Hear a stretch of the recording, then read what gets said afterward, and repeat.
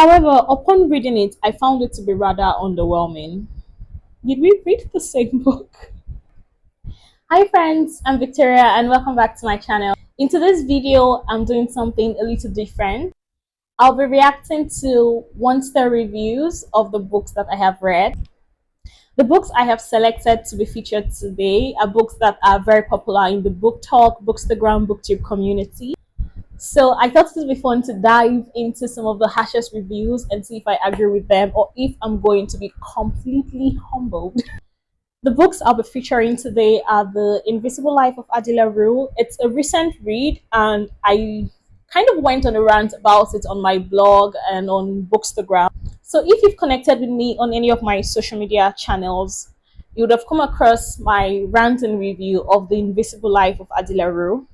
The other books I'll be discussing are Vera Wong's Unsolicited Advice for Murderers, The Picture of Dorian Gray by Oscar Wilde. They both die at the end. It's actually a favorite book of mine that I still think about randomly. And this is the prequel. To also be featuring a little bit of Before the Coffee Gets Cold and Days at the Morisaki Bookshop. Now, before we get started, I just want to put this disclaimer out there. This video is not in any way to shame the authors or their work. I completely respect their creative process. I respect their journey and I respect their talent and how much work they have put into publishing their books. It's really not easy to be a published author. So I fully respect their journey. This video is all about personal opinions and reaction to the reviews I have seen on public spaces. And I am excited to see how some of those critics, compared to my own thoughts on those books. So first up is The Invisible Life of Adila Rue. I'll admit I had a lot to say about this book in my own review. It left me feeling a mix of frustration and admiration, if that makes sense. I completely love V. Schwab's storytelling and writing pattern. I love it. But the book left me frustrated. I don't know what, it just seemed to drag on for too long. It has a really beautiful concept. In case you've not read it, it has a very beautiful concept. Addie makes a deal with the devil to sort of live forever. One of the consequences of this deal that she makes is that no one remembers her. Now, I believe that this concept has a lot of potential, but the execution is what fell short for me.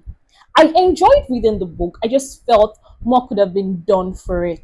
And the most heartbreaking and frustrating part of the book for me was Addie's lack of self-development and growth and the repetitive nature of the plot. That was very frustrating. Also, the fact that Adila lived for 300 years and she never came across any person of color. She lived in France because she's French. She was born in France. She lived in France. She moved to Italy, then to Germany, and then to the US. So that was really frustrating for me because I sort of expected to see Addie's reaction with other cultures and continents, but that just didn't happen. Okay, so I'm going to be reading some of the reviews I found on Goodreads. I don't know if you can see this. One person said, I know I'm in the minority here, but God, these were so long. It dragged and dragged, and I don't understand how a character who lives for 300 years stays the same throughout all of it. See, I completely agree with this. I mean, does it make it a one-star read? No. It was a long book. It was a very long book. But I mean, true, Adi remained the same whiny, annoying. She never grew up. 323 years, and she was still the same annoying teenager. So I completely agree with this one. Another person said, I can't believe I'm saying this, but this is the most boring book I've ever read. What is wrong with you people? Someone else said, I am once again at work and thinking about how much I hated this book. I really wish I could give it 0 stars.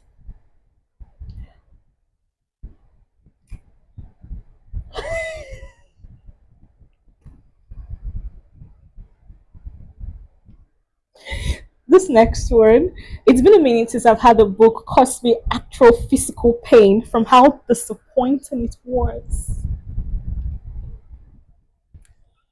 9 months of unnecessary pain reading through this. 9 months. It took you 9 months. It took me 20 days to get through it. It took me 20 days to get through this book. And that's because I was so frustrated. 20 whole days. I came into January thinking I was going to read at least 10 books. I spent 20 days trying to get through The Invisible Life of Adileru. And it's not because it's such a bad book, else I would have DNF'd it. It's just that it was too repetitive and long. I lost count of how many times I read the same experience. I lost count of how many times I read about Adi experiencing the same thing. And these things were not groundbreaking things. And I think it's mostly because most of the POV was centered around Adi. It's dual POV actually on multiple timelines, Adi and Henry. But Henry comes in later on in the story. So in the beginning, it's mostly Adi's POV, which is not really a bad idea. But I wish V.E. Schwabs had also included Locke's POV. Locke is the god she makes the deal with. If she had done that, I'd have been reading things from Ada's point of view to understand her as a person, and then reading from Locke's point of view to understand Ada's effect on him, which is something I felt the story was lacking. Locke, more of him. I really wanted to experience him, know what he's thinking, know what's going on in his mind, how Adi has affected him to the point where a god is getting involved with a mortal. That would have been an interesting thing to sort of expand on. Okay, so this is another one, and it's very funny. I wish God had given me as little self awareness as He gave the characters, the narrator, the narrative, and the author. Y'all are mean on Goodreads. Y'all are mean, my God. This was actual torture. What the was that? Another person said, I have decided to lower my rating because the more I think about it, the more I hate the book. Then stop thinking about it. Maybe I read this at the wrong time, but boy, this book did nothing for me. This book made me unreasonably angry. Every time I put it down and every time I picked it back up again, I even woke up angry thinking about this book. Have you ever gone to a tourist trap thinking, I'm finally going to see this place, only to get there and find out that there's really nothing to see? You get there, you look over the guardrail at the place you thought you'd be able to explore and experience. I know where this is going. Only to find that you can only look at it from a distance and then there's nothing else to do but get back in your car and go home.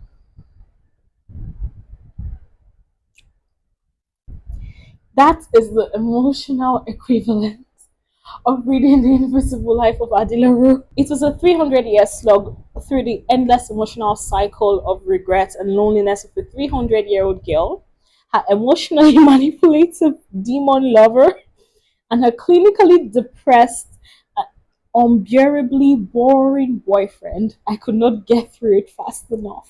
Are you kidding me? The ending just dropped off. Very slow reading is really not worth the time. Finally done reading it, and it feels like I lost 17 hours of my life listening to it. I was so curious to finally read this book, which happened to be such a disappointment. At least the narrator did an amazing job to give life to the characters. Adi, what a waste of life. She lives 300 years and keeps complaining. True. Being in love with an idea of a perfect man who is the devil and not sure about loving the good guy who has big mental health problems that we don't really take time to talk about. That was also another missed opportunity. But Adi, seriously, girl, you had 300 years and all you did was trying to get a glimpse of you in art. But Adi, seriously, girl, you had 300 years and all you did was trying to put glimpses of you in art. That's your mastermind plan. So self centered when you could have tried to make a difference in history. especially when you witnessed humanity making the same mistakes over and over again. How can you possibly qualify your lonely life with no one remembering a good life? Actually, this is something I sadly agree with.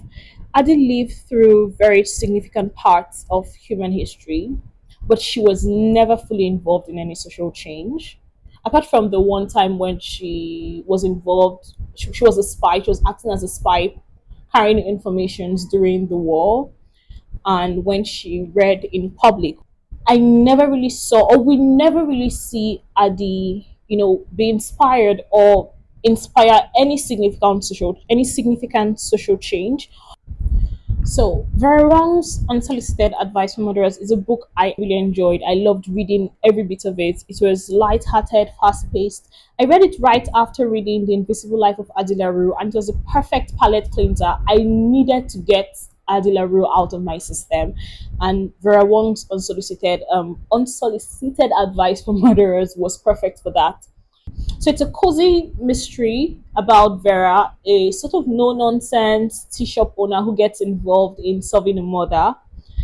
She and for me, most of what stood out to me about the book is how the author was able to balance grief and finding connection, found family, finding where you belong. All of those heavy themes, she was able to balance it beautifully. I don't know if I'm excited to see how people reacted to this after the last one.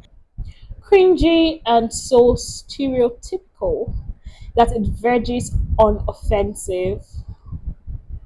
It's so obvious that the author was writing to a white audience and trying to make them comfortable or give them something they've always believed about Asians. The present tense got to me. The recommendation to boil some tea for 15 minutes finished me.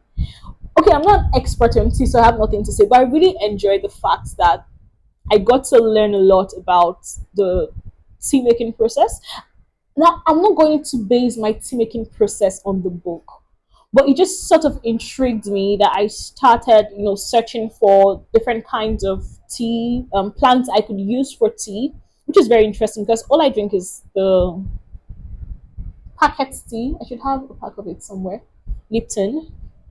So I'm sort of interested to know what goes into the traditional tea making process. Genuinely confused about why this book has such good reviews. I love a cozy murder mystery, but this was so cozy I could barely keep my eyes open. The writing is bad. The characters are bad. The killer and the reason for killing is bad. The book is bad. Okay, everything is bad. We get you. I found it cute and light-hearted in the very beginning, but then found it ridiculous by chapter 2. The main character was portrayed as silly and annoying, and I lost interest. Okay, I sort of agree with this one because at a point, Vera was being annoying. Like when she took the flash drive, come on now. And she was always overstepping boundaries and just she was being very pushy. It's a love hate relationship. I love her and I hate her. Okay, this one is a bit personal. The amount of 5 and 4 star ratings on this book make me seriously question the literacy of many of the users of this app. Okay, calm down. People are allowed to like what they like. People are allowed to have personal opinions. What works for me does not necessarily have to work for you. Vera Wong deserves life in prison for what she did. Life in prison, that's a little too much. A couple of years so she understands that actions have consequences. A couple of years. But life in prison, that's a little too much. It's getting dark right now, and I think I'm going to wrap this up and continue in another video. So I'm going to make like a second part to this. Maybe make it into a series and react to other people's 1 star review of books that I read. So I'm going to be rounding up with Days at the Morisaki bookshop. I loved this book. I like before I read it, I saw a couple of reviews that said it was boring. So I wasn't really expecting much going into it, but I came to love it. So I wasn't really expecting much when I went to it, but I came to love it. I love the theme of redemption, reconciliation, and finding yourself. It covers a lot of heavy topics that I'm not going to go into. I'm just going to react to other people's um, review of it. But if you were to ask me, I'll tell you it's a book you should read. The book in question has been heavily promoted and had a lot of buzz surrounding it. However, upon reading it, I found it to be rather underwhelming. Did we read the same book? Another person said bland, boring, and surprisingly lacking in books. What an absolute disappointment. What a bland as boring, unimaginative, and flat book. The writing is so simple and uninteresting.